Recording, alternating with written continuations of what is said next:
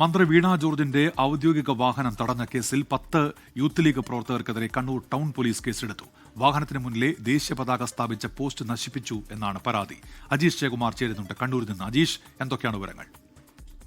ഉന്മേഷ്, ഇന്നലെ ഈ കണ്ണൂരിലെ പരിപാടികൾക്ക് ശേഷം മന്ത്രി വീണ ജോർജ് കണ്ണൂർ റെയിൽവേ സ്റ്റേഷനിലേക്ക് വരുമ്പോഴാണ് AKG ആശുപത്രി അതിനു മുന്നിൽ വെച്ച് യൂത്ത് ലീഗ് പ്രവർത്തകർ മന്ത്രിയുടെ ഔദ്യോഗിക വാഹനം തടഞ്ഞത്. 10 യൂത്ത് ലീഗ് പ്രവർത്തകരായിരുന്നു ഈ സമരപരിപാടിയിൽ പങ്കെടുത്തത്.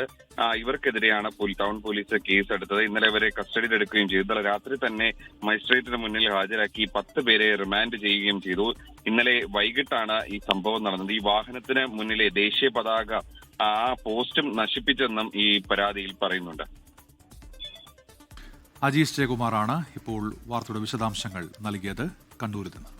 ലോകത്തെവിടെയായാലും ഏത് സമയത്തും 24 വാർത്തകളും ഓഗ്മെന്റഡ് റിയാലിറ്റി പാക്കേജുകളും എക്സ്പ്ലെയിനറുകളും വിശദമായി കാണാൻ ഞങ്ങളുടെ യൂട്യൂബ് ചാനൽ നിങ്ങൾക്ക് സബ്സ്ക്രൈബ് ചെയ്യാം.